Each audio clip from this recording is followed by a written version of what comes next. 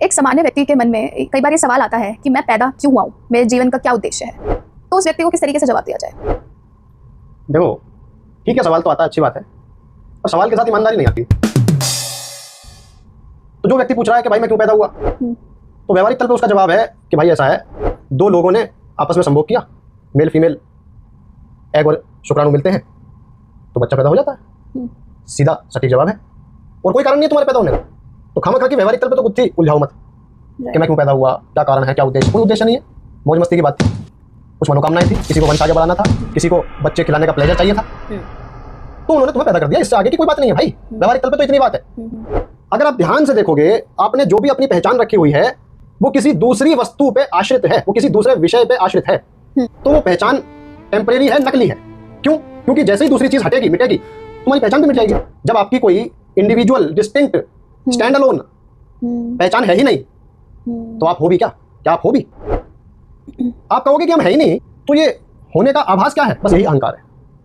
यही तुम इस बात को देखने से इनकार कर देते हो कि तुम भी एक मशीन हो, कुछ पदार्थ, कुछ तत्व इस तरह के अरेंजमेंट में है, इस तरह के संयोजन में है कि वो सब प्रतिक्रियाएं हो रही है जिनको तुम विशेष मान रहे हो। So when you're comparing human beings to those machines, how can we say that human beings are made by somebody to generate some output?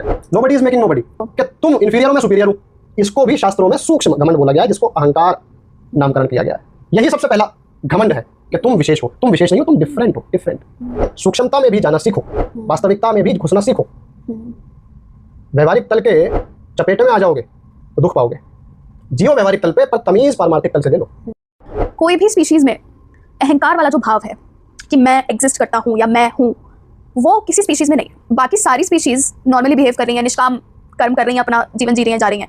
Human beings में ऐसा क्या है कि हम आज बैठ के ये चर्चा भी कर रहे हैं? अहंकार है, थोड़ा निम्न तल का है, उतना प्रबल नहीं है, उतना वास्ट नहीं है जितना हमारा है, और यही इवोल्यूशन से हुआ है। बाकी जीव जंतु तो बहुत पहले आ गए थे ना इवोल्यूशन से। इवोल्यूशन में चीजें धीरे धीरे बढ़ती हैं, तो अहम वृत्ति, अहम भाव धीरे धीरे बढ़ा है। जीव जंतुओं में भी है, पर उतना प्रबल नहीं है जितना हमारे में है। मनुष्य योनि तक आते ये बड़ा प्रबल हो गया है, और अब ये पूरी दुनिया खा जाना चाहता है। बाकी जीवों में होता है, पर उतना प्रबल नहीं होता, उतना कमांडिंग नहीं होता। राइट। अच्छा ऑब्जर्वेशन आपने किया। और अगर आपको और डिटेल में, मैं दर्शकों से भी कहना चाहूंगा, अगर आपको वाकई डिटेल में असलियत जाननी है तो आत्मज्ञान के नजदीक आना पड़ेगा, खुद को और गहराई से जानना पड़ेगा, और आप तभी इन सब सवालों के जवाब खुद से बेहतर समझ पाएंगे। राइट।